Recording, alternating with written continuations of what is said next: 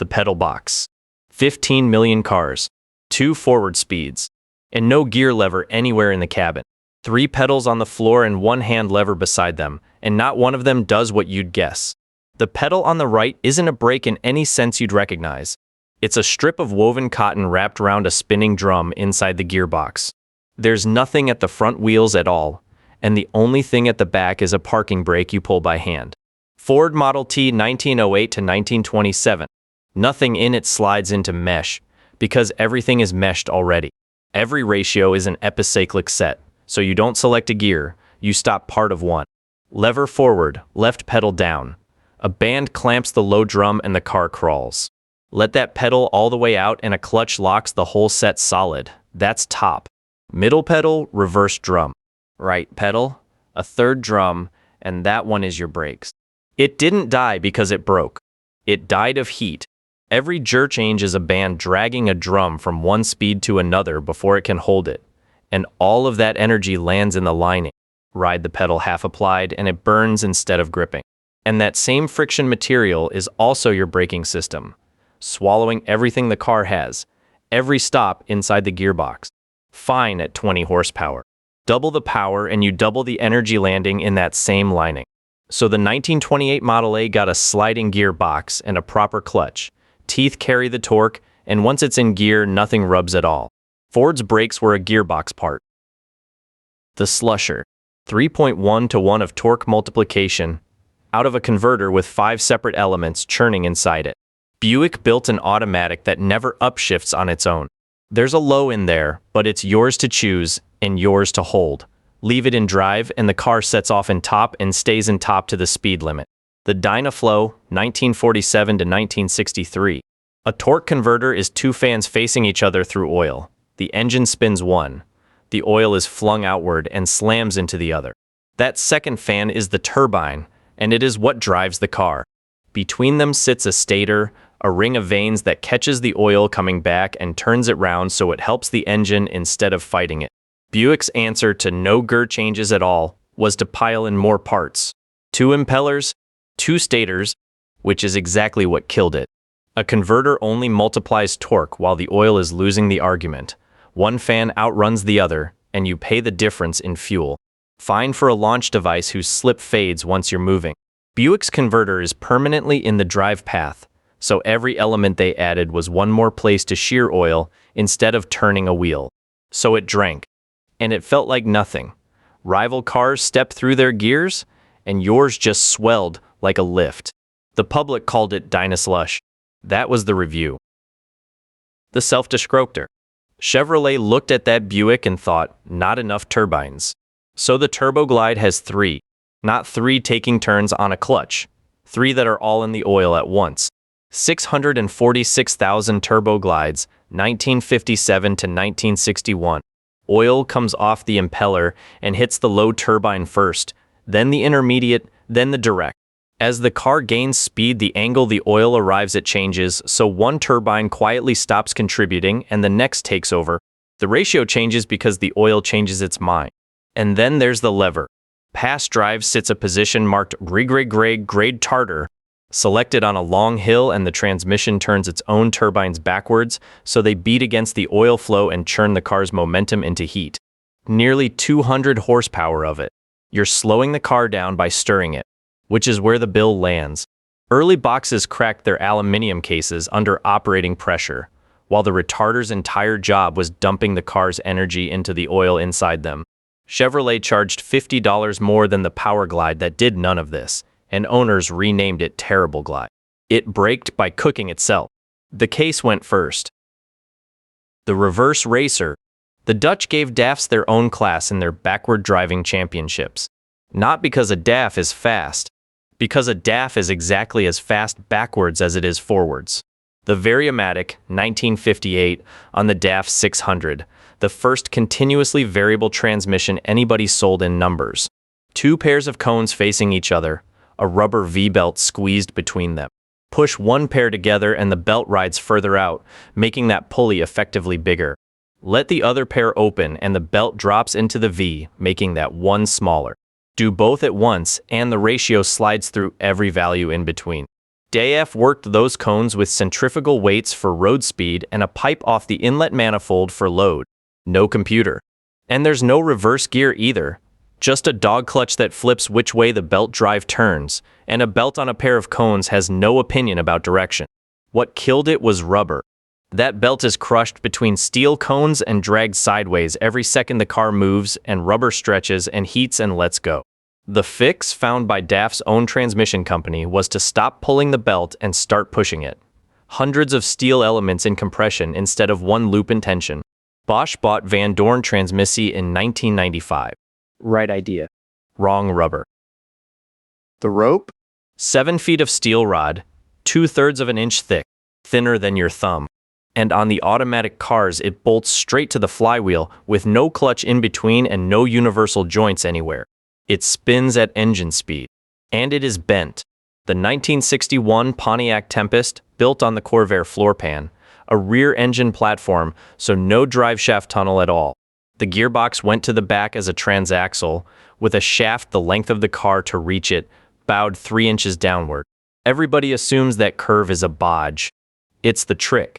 A rod that long and thin, spun that fast, hits a critical speed and whips like a skipping rope until it tears itself apart. Pontiac didn't make it thicker. They bent it. An arc, held in a rigid torque tube, puts the critical speed above anything the engine can reach.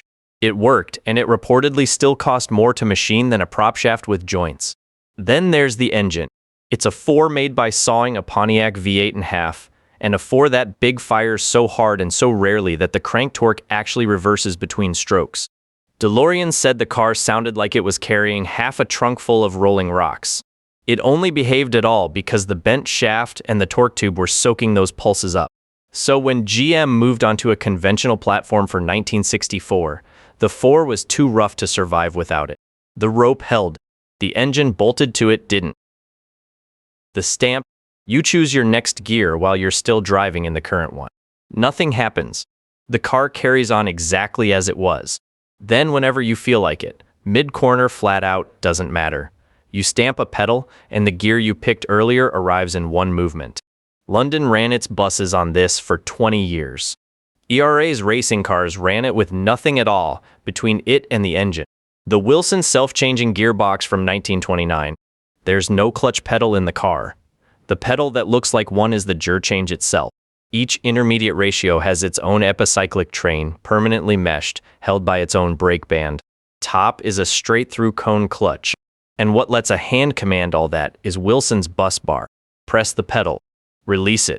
A row of finger-like levers is thrown up by one big coil spring. The spring does the work. Your hand only points. Those ERA racing cars were the exception. On a road car, a pre-selector couldn't stand on its own. It needed something in front of it just to get you moving. A fluid flywheel on a Daimler, a centrifugal clutch on an Armstrong Siddeley. Then Synchromesh arrived and made an ordinary manual changeable by anybody, with nothing extra bolted in front of it at all. All that hardware to buy a driver something the full automatic, then took away from him completely. A bridge. Both banks got built. The dashboard. For the first 4 years, there was no part. Chrysler sold you a 2-ton car whose gear selector was a row of buttons on the dash, and among those buttons there was nowhere to put it when you got out. You left it in neutral, pulled the handbrake, and hoped.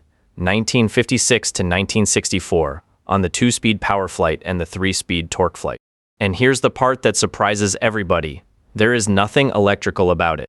Pressing a button sends no signal anywhere. Each button is one end of a mechanical linkage that pulls a steel cable down to the transmission, where it moves the valve body selector and reroutes the fluid. It's the job a column lever does, done with a fingertip instead of a fist. It never needed a single volt. But stretch that cable, and your dashboard and your gearbox held different opinions about what gear you were in. Now, the story everybody tells is that the government outlawed it. Not true. The law that let the government standardize shift patterns wasn't passed until August 1964, by which point the buttons had already been deleted for the 1965 cars. What killed it was that nobody would buy it. Chrysler's share had sunk to around 10%, and Lynn Townsend's own research came back saying the buttons were the single biggest reason a GM or Ford owner wouldn't walk into the showroom at all. Driving schools avoided Chryslers too, So a whole generation learned on somebody else's car.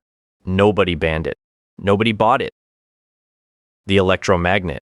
The jerk change is a switch the size of a cherry, sitting on the steering wheel boss, moved round a little H with one finger. And the gearbox it commands has 4 reverse gears. The Codal France, mid-1930s, fitted to Delahaye's and Deleges and Bugattis. Epicyclic gear trains, permanently meshed, one held at a time, and it holds them with magnets. Each clutch is a steel disc running between 2 rings of coils, one rotating and one anchored to the case. Energize them and the field clamps the disc.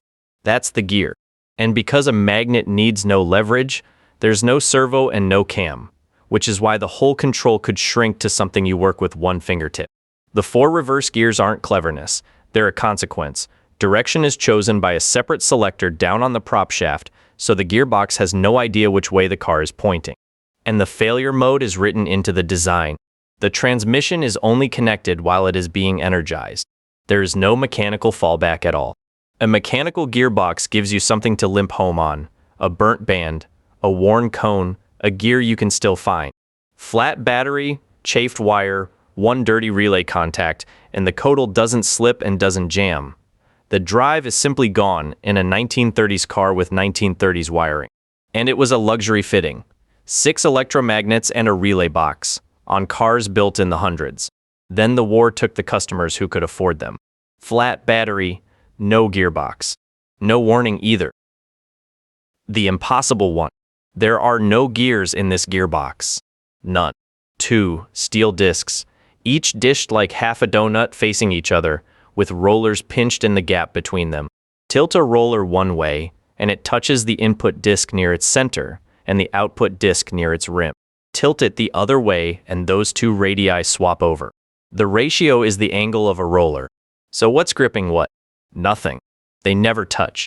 The contact runs on a film of traction fluid, and at the pressures in there, 1 to 3 gigapascals, the oil stops behaving like a liquid and goes glassy.